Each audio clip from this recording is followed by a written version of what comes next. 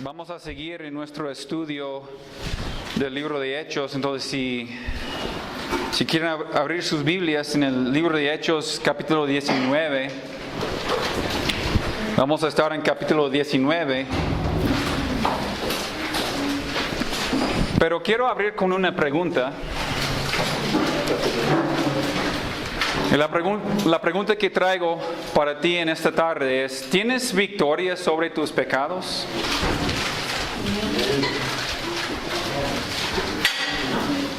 Si no, ¿por qué no? ¿Por qué no puedes vencer tus pecados más grandes? La pregunta no es si tú eres perfecto o si tú nunca pecas.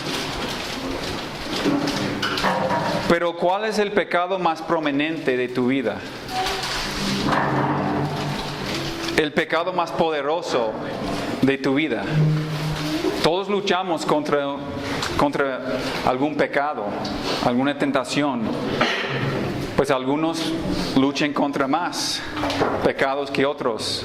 Pero en cada cristiano, en cada individuo, cada hermano aquí, pues hay pecados. Hay un pecado en cada uno de nosotros. Entonces, esa es la pregunta que traigo. ¿Cuál es tu pecado? ¿O cuáles son tus pecados? A lo mejor, pues es el orgullo, el enojo, la ansiedad, el temor, la preocupación. Pues a lo mejor es el afán de las cosas, o es el amor del mundo. Pues la falta de autocontrol, puede ser la mentira,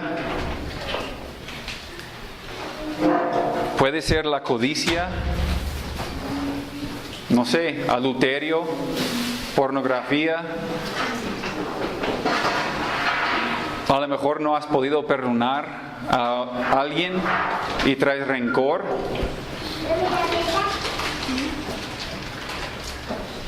Entonces, ¿cuál es tu pecado? A lo mejor tu pecado no viene en esta lista de pecados. A lo mejor es otra cosa. Pero todos nosotros luchamos contra el pecado. Y la pregunta, ¿por qué no puedes vencer tu pecado? Lo vamos a responder hoy en este mensaje, en este pasaje. Pero primero lo que quiero hacer, voy a repartir pues unos papelitos aquí. Y lo que vas a hacer es vas a poner tu pecado aquí. O tus pecados. Si tú no puedes pensar de ningún pecado, pregunta a tu esposa. O pregunta a tu esposo. Me imagino que ellos pueden llenar este papelito con tus pecados, con tus vallas. Manuel trae una hoja grande. Aquí dice, si alguien necesita una hoja más grande.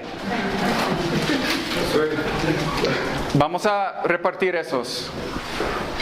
Si tú no puedes pensar en un pecado, yo te quiero decir que tu pecado es el orgullo.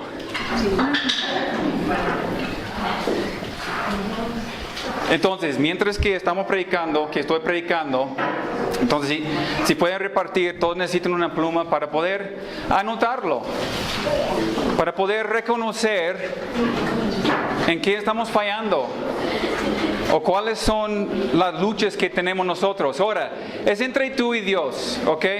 Es entre tú y Dios, entonces no tienes que andar ahí pues platicando con tu esposo, era broma. No tienes que preguntar a tu esposa cuál es mi pecado.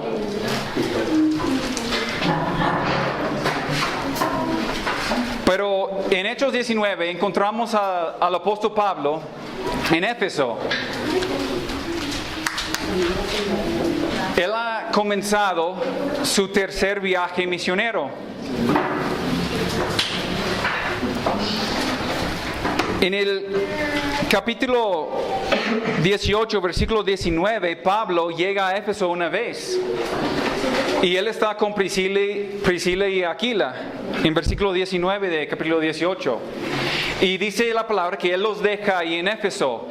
Y él entra a la sinagoga y empieza a discutir con los judíos. Y ellos le piden a Pablo que se quedara en Éfeso. Pero Pablo dice, no, es que tengo que salir, tengo que regresarme. Pero él dice, si Dios permite, voy a regresar. Voy a venir de nuevo. Y ahora en versículo 19, en versículo 22, dice en versículo 22 de capítulo 18, dice, habiendo arribado a Cesarea, subió para saludar a la iglesia y luego descendió a Antioquía. Él regresó a la iglesia que le había enviado, la iglesia de Antioquía. Y eso concluye su segundo viaje misionero. Y dice la palabra de Dios, dice que, y después de estar allí algún tiempo, salió recorriendo por orden la región de Galacia y de Frigia, confirmando a todos los discípulos.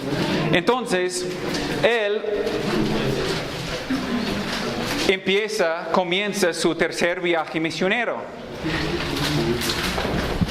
Y en versículo 1 de capítulo 19, aconteció que entre tanto que Apolos estaba en Corinto, Pablo, después de recorrer las regiones superiores, vino a Éfeso y halló a algunos discípulos. Ahora, ya es de regreso a Éfeso, entonces ha regresado. Como él dijo, si Dios permite, voy a regresar a Éfeso. Lo que vamos a ver en el capítulo 19, comenzando con versículo 8, vamos a ver cuatro verdades. Vamos a ver el poder de la palabra, vamos a ver el poder de Dios, vamos a ver el poder del nombre de Cristo y vamos a ver el poder de la convicción. El poder de la palabra, el poder de Dios, el poder del nombre de Cristo y el poder de la convicción. Entonces, vamos a darle lectura en versículo 8 de capítulo 19 de Hechos. Y si alguien me puede traer el vaso de barro ahí con los papelitos, por favor. Bueno, y estamos pensando. Recuérdense, estamos pensando, ¿cuál es nuestro pecado? ¿O cuáles son nuestros pecados? ¿Los papelitos adentro? Sí, está bien. No, dámelo, ponlo aquí. Bueno, estamos pensando, ¿cuál es nuestro pecado? ¿En qué estamos luchando nosotros? ¿Qué es lo que no hemos podido dejar? ¿Qué es lo que no hemos podido vencer? ¿Ok? Versículo 8. Y entrando Pablo en la sinagoga, habló con denuedo por espacio de 3 meses, discutiendo y persuadiendo acerca del reino de Dios. Pero endureciéndose algunos y no creyendo, maldiciendo el camino delante de la multitud, se apartó Pablo de ellos y separó a los discípulos, discutiendo cada día en la escuela de uno llamado Tirano. Así continuó por espacio de 2 años, de manera que todos lo que habitaban en Asia, judíos y griegos, oyeron la palabra del Señor Jesucristo. Ahora, la pregunta, ¿por qué no podemos vencer nuestros pecados? ¿Por qué no podemos tener victoria sobre algún pecado en nuestra vida? Vamos a ver el poder de la palabra. El poder de la palabra. El primer paso para desatar el poder de la palabra es proclamarla. Llegando por segunda vez a Éfeso, halló la puerta aún abierta. Pablo llega y como era su costumbre en todo lugar, él llega y ¿qué hace? Él predica. ¿Por qué? Porque él sabía que el poder está en la palabra predicada. El hablar con denuedo era una característica de la predicación apostólica. Hemos hablado mucho del denuedo, de hablar con denuedo. Todo el libro de Hechos hemos visto los apóstoles hablando con denuedo. Aquí incluso Pablo persistiendo, dice 3 meses. 3 meses está predicando Pablo, pero no solamente predicando, dice discutiendo. Discutiendo no era nada más una conferencia, Nada más llegó para dar conferencias bonitas, con palabras bonitas. Vino para discutir entre los judíos en la sinagoga. Y dice persuadiendo, convencer por medio de argumento. Convencer por medio de argumento, persuadir. Es lo que tenemos. Tenemos el trabajo, tenemos el ministerio como cristianos de persuadir a los demás. Bueno, con un corazón humilde, pero con denuedo, no con nuestras palabras, pero con el poder de la palabra de Dios. Vemos una reacción a la palabra predicada. Pablo llega y no predica sus pensamientos. ¿Qué dice que él está predicando? Acerca del reino de Dios. Él no está hablando de algo que piensa él o algo que ha entendido él acerca del mundo, acerca de otra cosa. Él llega al punto y dice que está discutiendo, argumentando, persuadiendo acerca de el reino de Dios. Está compartiendo el evangelio. Y vemos una resistencia, como siempre hay, como siempre pasa. Aquí en versículo 9, pero endureciéndose algunos y no creyendo, maldiciendo el camino, maldiciendo al nombre de Cristo. La maldición y eso endurecer, pues es un proceso el endurecer, no es de un día para otro, es un proceso, poco a poco contra el evangelio. Dice que él estaba 3 meses discutiendo y no se levanta el primer domingo, no se levanta la segunda semana, no se levantan pues el segundo mes. Dice después de 3 meses se endurecen el corazón contra Cristo, contra la palabra. Entonces ellos empiezan a maldecir la palabra de Dios. La maldición es la manifestación externa del no creer. Dice, no creyendo, endureciendo sus corazones, no creyendo, maldicen la palabra de Dios. Los oponentes de Cristo comenzaron una campaña pública y agresiva de calumnias contra Pablo y contra Cristo, intentando a destruir la influencia de la palabra de Dios. Pero la palabra de Dios es más poderosa. La palabra de Dios es más poderosa. ¿Por qué? Aquí dice versículo 10, vemos, bueno, versículo 9, en 9b dice, se apartó Pablo de ellos y separó a los discípulos. Entonces habían discípulos dentro de ellos, creyentes. Entonces Pablo los lleva, ¿y qué hace Pablo? Él renta un lugar y empieza a predicar, empieza a discutir con ellos, empieza a enseñarles. Y aquí en versículo 9 dice, discutiendo cada día en la escuela de uno llamado Tirano. Así continuó por espacio de 2 años, de manera que todos los que habitaban en Asia, judíos y griegos, oyeron la palabra del Señor. Bueno, algunos piensan, Pablo es el gran predicador, Pablo es el misionero, entonces se dedica exclusivamente a la predicación, entonces pues él no tiene nada más que ver, nada más que hacer, que estar ahí enseñando todo el tiempo. Pero no es así, hermanos. Pablo se levantó temprano y a las 6 de la mañana, desde las 6 o 7 de la mañana, andaba fabricando tiendas. Él tenía pues un trabajo. Él trabajaba. Desde las 7 de la mañana, 6 de la mañana hasta las 11 de la tarde, 11 de la mañana, andaba trabajando. Y a las 11, 12 del día, él renta un lugar, un salón, dice en la escuela de Tirano. Los que asistieron a la escuela, asistieron en la mañana, muy temprano. Ellos terminaron a las 11 o 12 del día, tomaron descanso hasta las 5 de la tarde, entonces estaba libre el salón. Entonces, ¿qué hace Pablo? Él renta un lugar, empieza a exponer la palabra. Y todos que quieren escuchar la palabra, pues van con él. Incluso los que a lo mejor están estudiando toda la mañana o están trabajando toda la mañana y luego van y toman su tarde escuchando la predicación, escuchando la palabra. Y luego terminando a las 3 o 4 de la tarde, Pablo regresa a su trabajo y sigue trabajando unas horas más. Y luego no vamos a ver, pero en Hechos 20 nos dice que Pablo andaba de casa en casa todos los días con los hermanos. Entonces Pablo no se dedicaba exclusivamente a la predicación. Él tenía que proveer su sustento.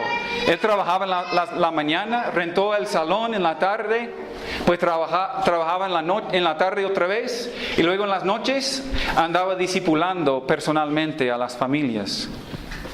Él mantuvo este ritmo por espacio de 2 años. ¿Por qué? Porque él estaba dedicado el apóstol Pablo a la palabra de Dios. ¿Por qué? Porque él sabía que el poder está en la palabra de Dios. Una razón por la cual tú sigues en tus pecados, una de las razones por la cual tú no puedes vencer tus pecados es porque no estás en la palabra de Dios. Principalmente, pues no dediques tiempo a las cosas de Dios. A lo mejor tú pienses el llegar el domingo 1 hora, 2 horas, pues ya me cumplí. No, pues no estamos en la época de Pablo aquí, entonces no podemos estar pues estudiando la palabra todo el tiempo. Y sí es cierto, yo sé que todos tienen trabajos, pero la verdad es que principalmente es porque no sujetes a la palabra de Dios, como los discípulos de Éfeso. Para muchos les es difícil dejar las cosas del mundo para meditar en la palabra. Para muchos les es difícil dedicar aún 2 horas cada domingo. Muchos no están dispuestos. ¿Por qué? Porque Cristo no es tu anhelo más profundo de tu corazón. Estás engañado. ¿Por qué no tienes victoria sobre tus pecados? Porque no te sujetes a la palabra de Dios. No medites en la palabra de Dios. No conoces la palabra de Dios. A lo mejor ni abres tu Biblia durante la semana. Y aquí vemos Pablo predicando la palabra de Dios todos los días, todas las tardes, todas las noches. Y la gente está escuchando la predicación. La gente se sujeta a la enseñanza de la palabra de Dios. 1 de Pedro 1:22. Vamos a 1 de Pedro 1:22.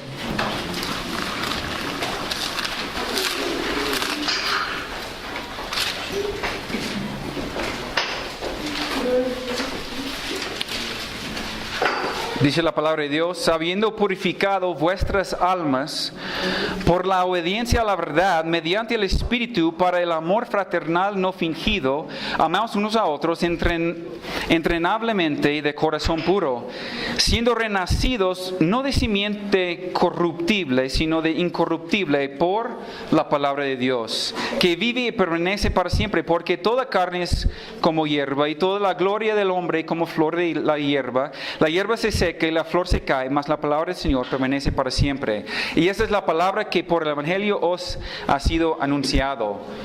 El poder está en la palabra de Dios.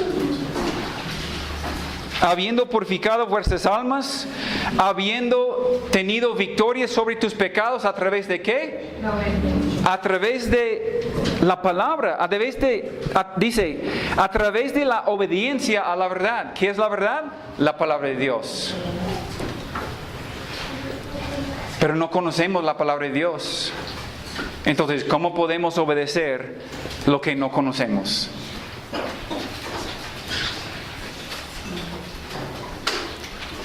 Y dice, por un amor no fingido.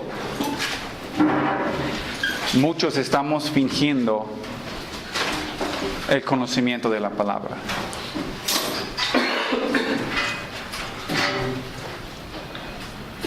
Tú tienes que comprometerte a meditar, someterte a la enseñanza y obedecerla. El poder está en la palabra. Segundo de Pedro 1:3.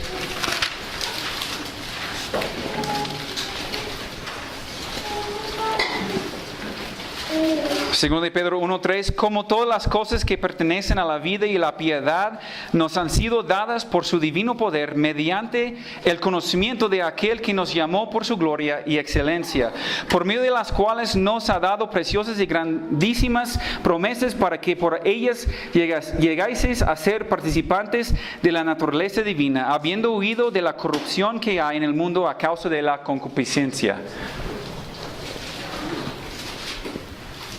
Todas las cosas que pertenecen a la vida y la piedad nos han sido dadas por su divino poder, mediante el conocimiento de aquel. ¿Cómo podemos conocerlo? A través de su palabra. Otra vez, el poder está en la palabra de Dios. Y nosotros no dedicamos el tiempo que se requiere. ¿Cómo puedes tener victoria sobre el enemigo de tu alma si nada más abres tu Biblia aquí los domingos? Y algunos ni siquiera abren su Biblia aquí. ¿Y tú quieres vencer tus pecados? ¿Tú quieres tener victoria?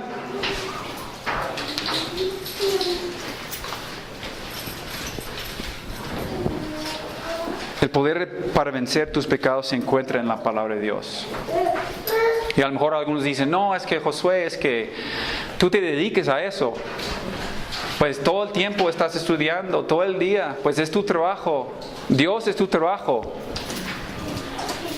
Pero los hermanos, los discípulos de Éfeso aquí, pues yo tengo dos ejemplos aquí en José Luis y Humberto. Ustedes no pueden usar esa excusa de que me dedico yo a tiempo completo a Dios y por eso ustedes no. Ellos tienen trabajos tiempo completo. Ellos trabajan en la mañana como Pablo y luego en las tardes están enseñando, están estudiando y luego en las noches van casa en casa y dan estudios y preparan para los domingos. ¿Por qué? Porque anhelan a Cristo. Porque anhelan la palabra de Dios. Porque ellos saben que el poder está en la palabra de Dios.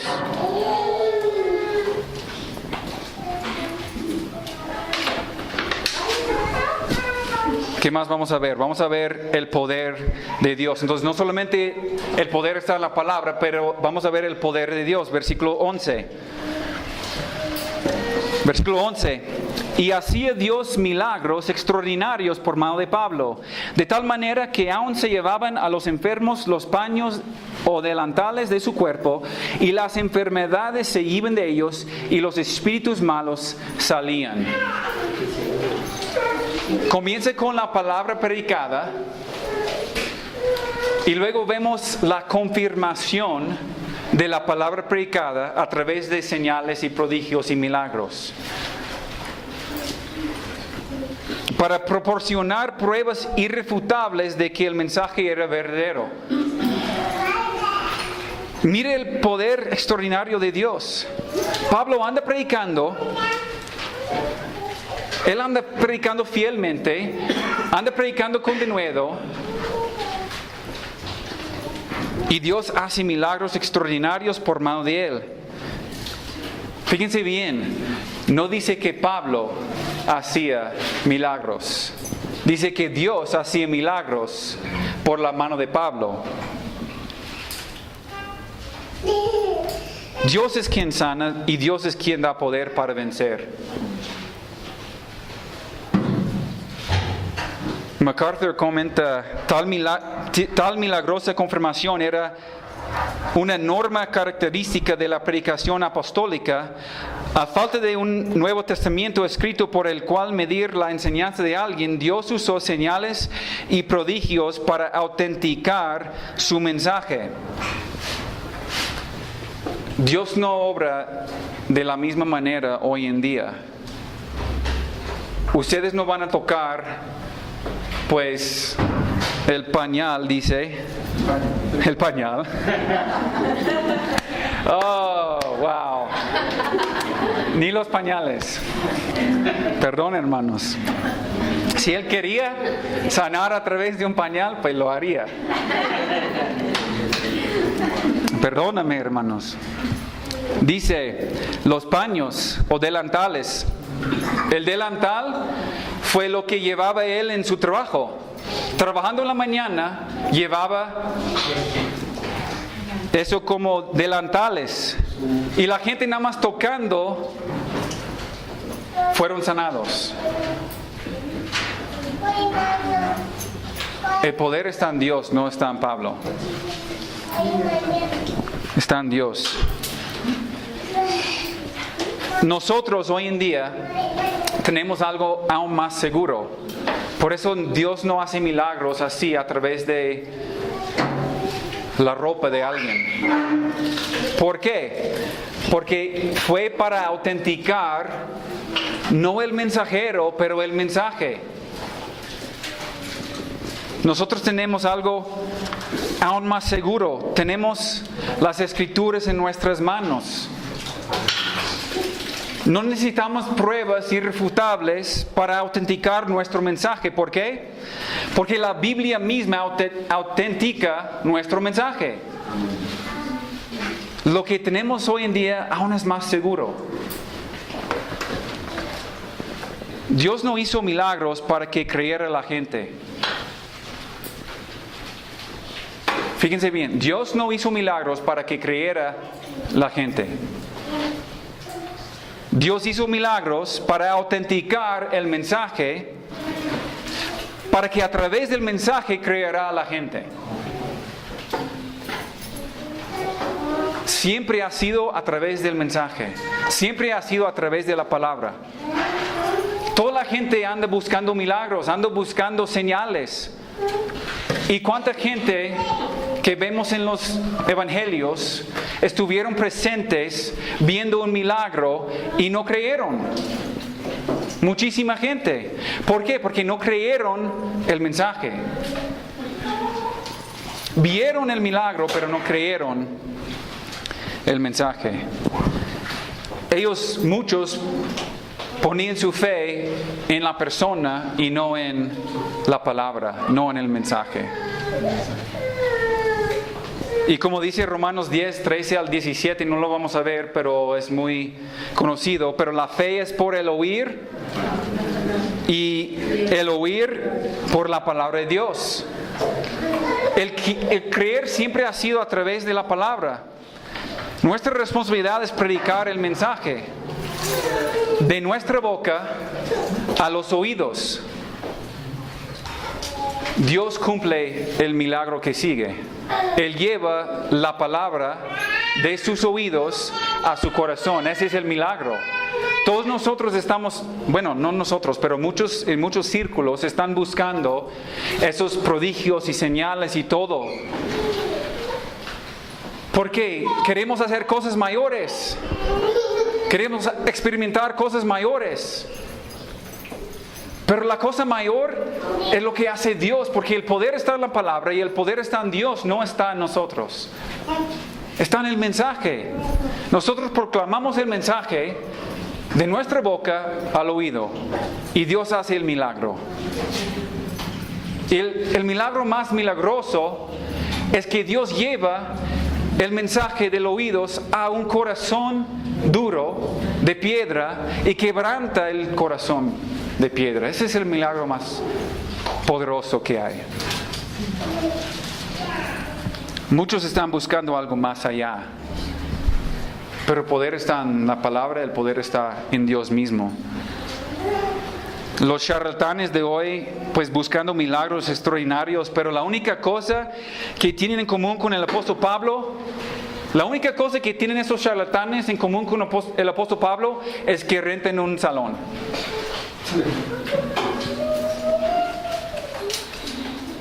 Ellos rentan un salón igual como el apóstol Pablo, pero luego cobran entrada y luego cobran su milagro, recogen ofrendas para recibir tu milagro. ¿Qué vemos aquí con el apóstol Pablo? ¿Está pidiendo dinero? No, pues sería mejor si no tengo que trabajar, si ustedes me sostienen con sus ofrendas, yo puedo andar sanando todo el tiempo. No lo hace. Y luego los charlatanes de hoy pues ni hacen milagros.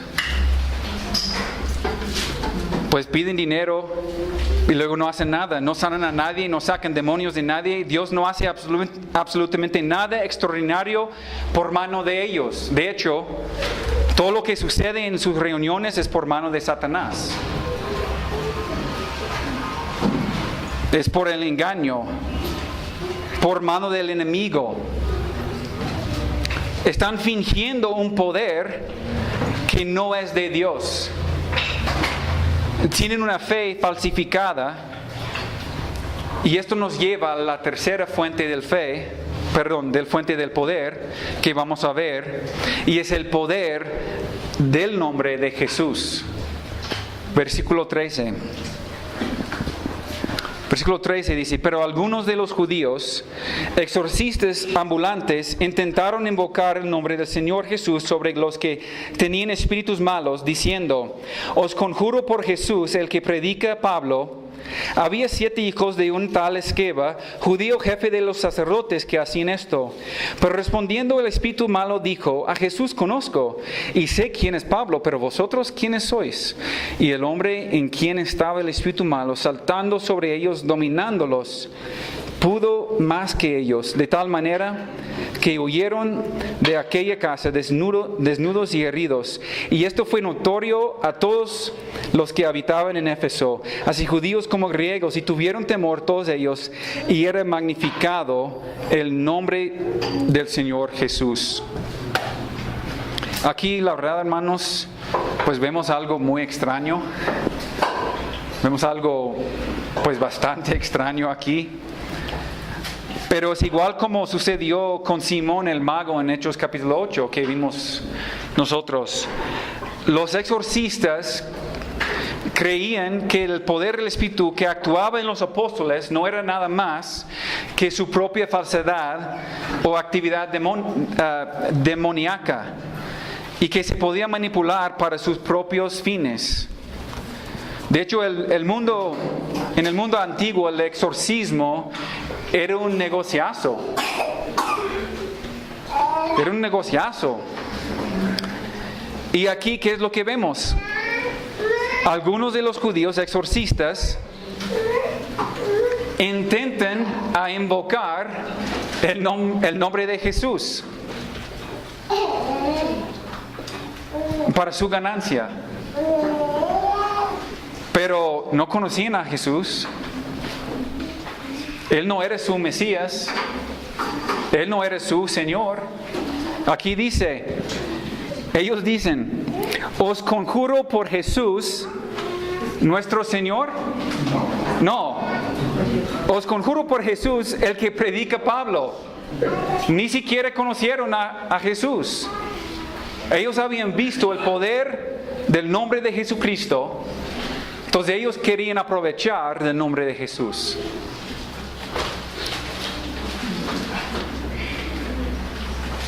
Pero los demonios no lo reconocían a ellos porque estaban fingiendo. Versículo 15. Pero respondiendo el espíritu malo dijo: a Jesús conozco y sé quién es Pablo, pero vosotros ¿quiénes son? No los conozco. Yo conozco a Jesús, pues yo sé de Pablo, pero ¿quién eres tú? Ahora, otra pregunta para ustedes. ¿Satanás sabe quién eres tú? No estoy hablando de que tú eres el hijo de él. Estoy hablando de que él sabe quién eres tú. ¿Por qué? Porque tú clamas al nombre de Cristo. Porque tú descansas en el nombre de Cristo. Porque Dios hace cosas milagrosas a través de Cristo en tu vida. o estás fingiendo? Ellos reconocen a Cristo. Marcos 1, versículo 32.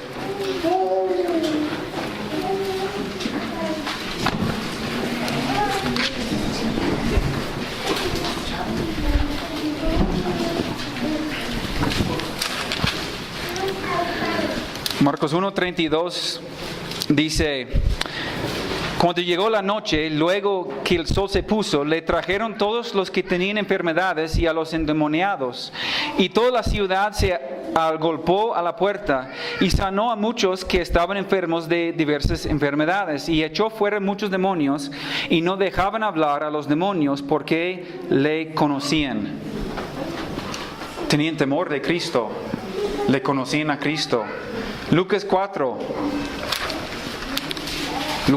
vemos otro acontecimiento. Lucas 4, versículo 33.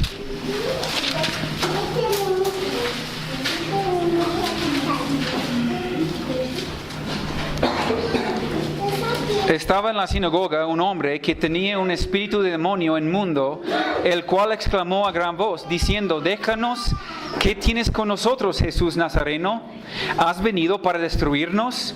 Yo te conozco, quién eres, el Santo de Dios. Y Jesús le reprendió diciendo: cállate y sal de él. Entonces el demonio, derribándole en medio de ellos, salió de él y no le hizo daño alguno. Y estaban todos maravillados y hablaban unos a otros diciendo: ¿qué palabra es esta que con autoridad y poder manda a los espíritus inmundos y salen? Y su fama se difundía por todos los lugares de los contornos. Es interesante que mientras los hombres a través de los siglos han debatido la identidad y el poder de Jesucristo, los demonios no tienen ninguna duda. Yo sé quién eres, Santo de Dios. Yo sé que tú tienes toda la autoridad. Nosotros los seres humanos aquí estamos debatiendo si existía Cristo, y si existía Cristo, pues ¿qué poder tiene Cristo?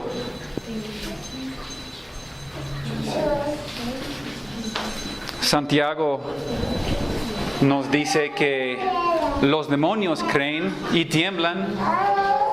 Muchos de nosotros ni temblamos al nombre de Cristo. Seguimos en nuestros pecados. ¿Por qué?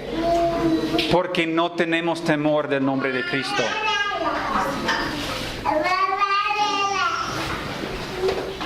Pensamos: qué bonito llegar el domingo y escuchar un mensaje. Es qué bonito. Y salgo lleno de... No sé, cuando yo predico no sé con qué salgan ustedes, pero... Y salimos bien contentos de estar con los hermanos y de cumplir con Dios. Pero ahora en la tarde somos buenos católicos. ¿Por qué? Porque seguimos pecando.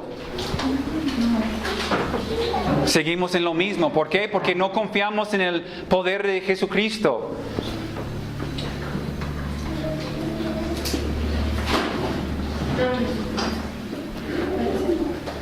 Los demonios aún entendieron de dónde viene el poder. Jesús también extendió su poder sobre los demonios. Nada más una paréntesis aquí, hermanos. Jesús extendió su poder sobre los demonios, delegándolo a algunos de sus seguidores. Durante su ministerio terrenal envió a 70 de sus discípulos a anunciar el evangelio, y cuando volvieron exclamaron: Señor, aún los demonios se nos sujeten en tu nombre. Y a los 12 se les concedió poder sobre los demonios. Hechos 5 registra que trayendo enfermos y atormentados de espíritus inmundos, todos eran sanados por los apóstoles. Por medio de Felipe, en Hechos 8, dice: de muchos que tenían espíritus inmundos salían estos dando grandes voces. Y Pablo también en capítulo 16 con la muchacha endemoniada, sacó su demonio en el nombre de Jesús. Tal poder milagroso sobre los demonios, escúcheme bien, tal poder milagroso sobre los demonios fue exclusivo de unos pocos individuos durante la era apostólica. La fascinación con el exorcismo de demonios que se ve hoy en día en algunos círculos cristianos, en algunas iglesias cristianas, no tiene apoyo bíblico alguno y es peligroso. La idea de que un creyente tiene autoridad para dar órdenes a Satanás y a los demonios o para atarlos es una mentira de Satanás. En ninguna parte de las epístolas, de hecho en ninguna parte de las escrituras, pues vemos alguna promesa de que los cristianos pueden liberar demonios de los incrédulos. Tampoco hay orden de que creyentes expulsen demonios unos de otros. En ninguna parte de la Biblia se expulsa demonios de creyentes. Entonces, si escuchamos de acontecimientos en iglesias de que están sacando demonios de los hermanos, pues debemos de correr. Debemos de correr lo más lejos posible. Miren el poder del enemigo sobre los que fingieron. Versículo 16. Miren el poder. Son 7 hermanos, son 7 magos. Y fingen el poder de Cristo. Y la verdad es que me gustan mucho estos versículos aquí. Y el hombre en quien estaba el espíritu malo, saltando sobre ellos y dominándolos, pudo más que ellos, de tal manera que huyeron de aquella casa desnudos y heridos. Y luego pues salió en las noticias en la tarde, porque en 17, y esto fue notorio a todos los que habitaban en Éfeso, así como griegos, judíos y griegos, todos se dieron cuenta. ¿No vieron los 7 hermanos? Pues a lo mejor sacando fotos y publicándolo en Facebook. Miren lo que pasó. Pero yo te quiero exhortar. Si tú finges un conocimiento de Jesús, entonces 7 hermanos exorcistas corriendo desnudos no es nada en comparación con lo que te va a pasar a ti. Si no tienes una fe auténtica. Si tú no tienes victoria sobre tus pecados, es posible que estás fingiendo igual como los 7 hermanos.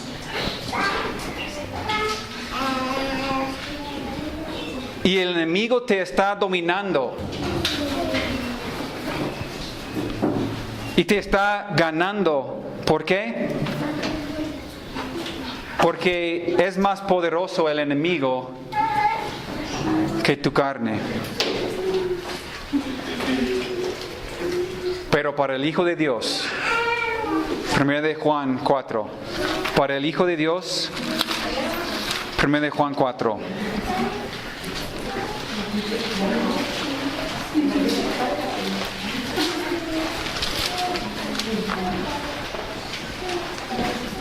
(4:4) Hijitos, vosotros sois de Dios y los habéis vencido, porque mayor es el que está en vosotros que el que está en el mundo.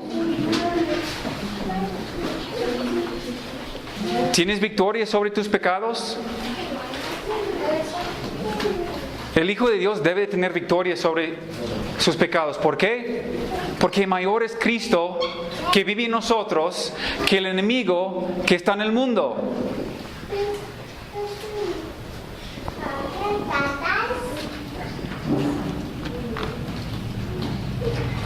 Si tienes a Cristo, debes de vencer. ¿Conoces a Cristo entonces y dependes del poder que hay en el nombre de Jesús? ¿O estás fingiendo?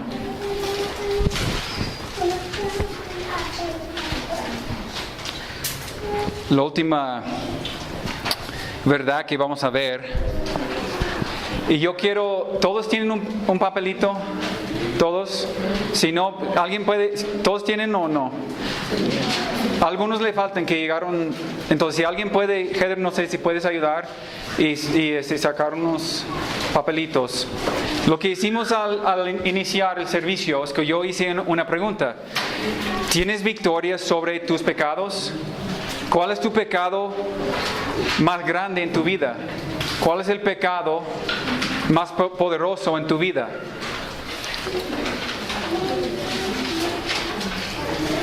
Y la pregunta, si no tienes victoria sobre este pecado, ¿por qué no tienes victoria sobre este pecado? Hablamos del enojo, hablamos de la ira, hablamos del adulterio, de fornicación, de el afán de las cosas del mundo, hablamos de la ansiedad, del temor, de la preocupación y muchas otras cosas. ¿Cuál es tu pecado? ¿Y por qué no lo has superado? ¿Por qué no lo has vencido?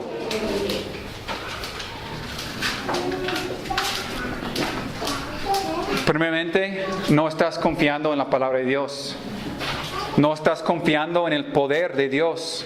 No estás confiando en el poder del nombre de Jesús. ¿Qué más le falta? Aquí en esa hojita vas a anotar tu pecado. Vas a poner tu pecado o tus pecados. Es entre tú y Dios. Entre tú y Dios vas a poner tu pecado. Todos estamos luchando con algún pecado. Y como les dije al principio, si tú no puedes pensar en ningún pecado que tienes, tu pecado es el orgullo. Entonces escribe en grande letra orgullo. Ahora, ¿por qué no has vencido tu pecado? El poder de la convicción. Versículo 18. Y muchos de los que habían creído venían confesando y dando cuenta de sus hechos. Asimismo, muchos de los que habían practicado la magia trajeron los libros y los quemaron delante de todos. Y hecha la cuenta de su precio, hallaron que era 50,000 piezas de plata. Así crecía y prevalecía poderosamente la palabra del Señor. ¿Por qué no tienes victoria? ¿Por qué no has vencido tu pecado más grande? Porque no hay convicción. No hay convicción. Ahora vemos aquí, los magos llegan destruyendo en público la totalidad de sus accesorios de magia delante de todos los habitantes. 50,000 piezas de plata era equivalente al salario de 50,000 días de trabajo para un trabajador promedio. Ganaban una pieza de plata cada día. Estamos hablando de una cantidad enorme de dinero. ¿Y por qué quemaron sus libros? Por convicción. No quiero volver atrás. No quiero dejar la puerta abierta para regresarme. ¿Y saben por qué ustedes no pueden vencer sus pecados? Es porque dejan la puerta abierta. Es porque no han quemado sus libros de magia. No sé si recuerdan esa película de Prueba de Fuego. Este varón tenía problema con la pornografía y no lo pudo superar su pecado hasta el día en que agarre su computadora y la lleva afuera y la destruye. ¿Por qué? Porque él no quería dejar la puerta abierta a su pecado jamás. Y nosotros incluso abrazamos nuestro pecado. A lo mejor es nuestro trabajo que nos hace pecar. Y lo abrazamos. No solamente no lo desechamos, pero lo abrazamos con todo. Se convierte en nuestro ídolo. A lo mejor es otro pecado, a lo mejor es otra cosa. Y por no tener convicción, no destruimos la raíz.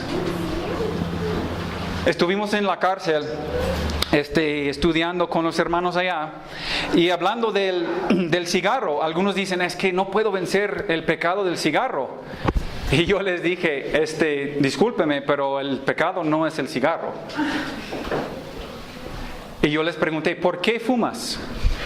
Me dice, no, es que me preocupa y luego pues tengo ansiedad. Y yo les decía, tu pecado no es el cigarro. La raíz de tu pecado es la ansiedad, es la preocupación. No estás descansando en Cristo, estás descansando en el cigarro. Para el drogadicto, para el alcohólico, el alcohol no es el pecado. No es la raíz de su pecado. Es otra cosa. Si tú estás involucrado en la pornografía, eso no es tu pecado. Sí es pecado, pero eso no es la raíz. La raíz es algo más. Tenemos que quitar la raíz, sacar la raíz. Si tenemos un afán de las cosas del mundo, tenemos que sacar y quitar la raíz. Y aquí, como los magos, tenemos que quemar los libros de magia para no volver atrás. Muchos me han dicho, es que yo no sé por qué no puedo vencer. No sé por qué no puedo vencer. Sigo batallando con el mismo pecado. Sigo. A lo mejor tienes una creencia en algo. A lo mejor dices que crees en Dios.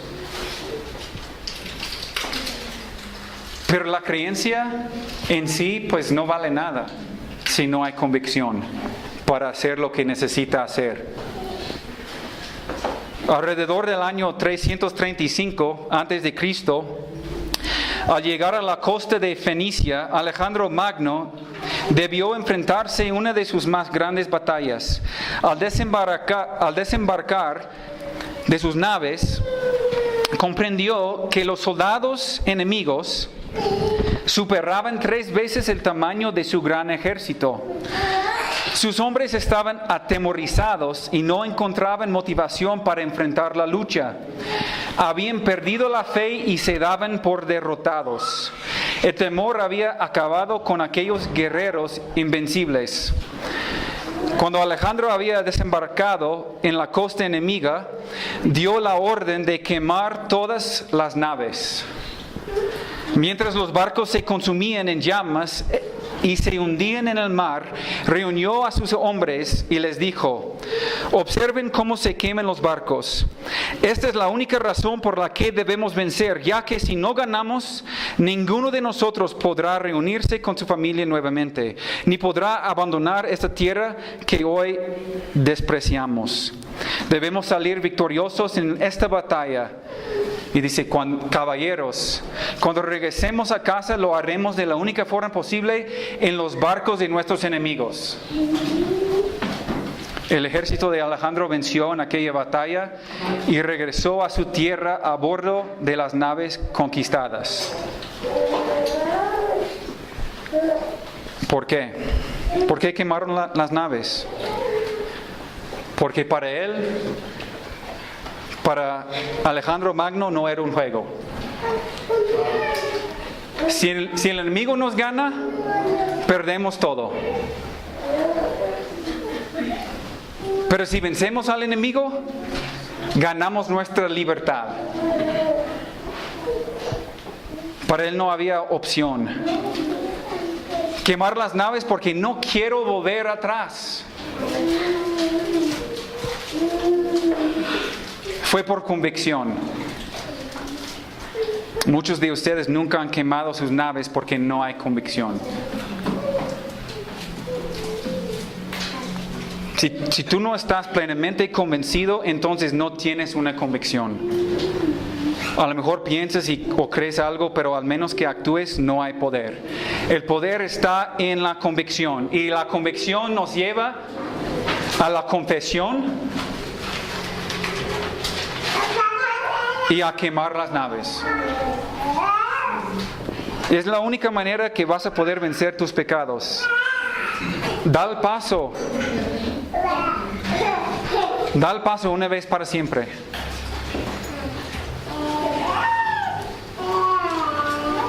Quémalo una vez para siempre.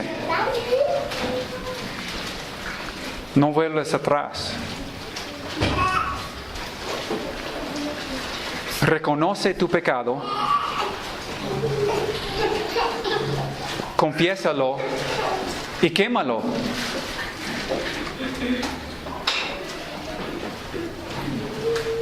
La pregunta que tengo, regreso, ¿qué es la nave que tienes que quemar en tu vida para poder avanzar, para poder lograr, para poder ganar la victoria sobre el enemigo?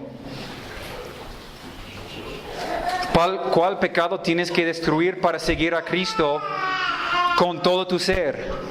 ¿Cuáles son los libros de magia que tienes que quemar para poder seguir a Cristo con todo tu ser? Tú debes de quemar tu pecado, o tu pecado te va a quemar a ti. Tú debes de matar tu pecado, o tu pecado te va a matar a ti. Mateo 5, 29.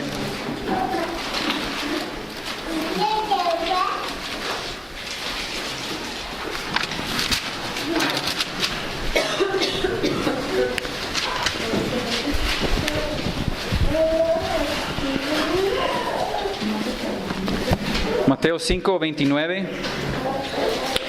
Por tanto, son las palabras de Jesucristo, no son mis palabras. Es el poder de la palabra de Dios. Quiero que todos escuchen bien. Por tanto, si tu ojo derecho te es ocasión de caer, sácalo y échalo de ti, pues mejor te es que se pierda un ojo, uno de tus miembros, y no que todo tu cuerpo sea echado al infierno. Y si tu mano derecha te es ocasión de caer, córtala y échala de ti, pues mejor te es que se pierda uno de tus miembros y no que todo tu cuerpo sea echado al infierno. ¿Estás dispuesto a quemar tu pecado?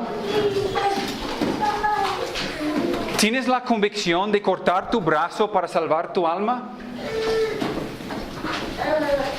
Eso no es un juego, hermanos. Y los que no están aquí, los que están aquí fingiendo, no es un juego. Si tú sigues lo mismo vez tras vez, semana tras semana, mes tras mes, año tras año, Dios te va a echar en el infierno. Y no lo digo con orgullo, lo digo con amor. Saca tu ojo.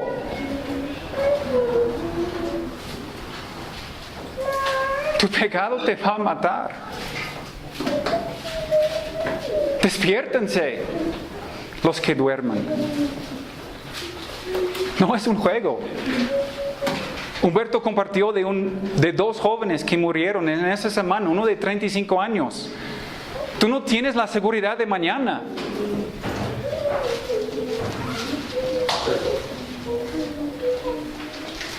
¿Cómo empezamos?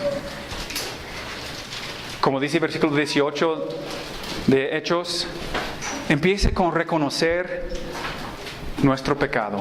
Los magos que habían creído reconocían su pecado. Y ellos lo confesaron delante de todos. No solamente en la iglesia, delante del pueblo. Ellos quemaron sus libros delante del pueblo. Hay que reconocer nuestro pecado y hay que confesarlo. Y después hay que quemar nuestro pasado, cueste lo que cueste. Otra vez, muchos me han dicho, que están luchando contra algo, contra algún pecado, pero no lo pueden vencer. Sométete al poder de la palabra. Confía en el poder de Dios. Descansa en el poder del nombre de Cristo. Y vivir una vida de convicción que te lleva a quemar tus naves. No vuelvas atrás. Vamos a orar.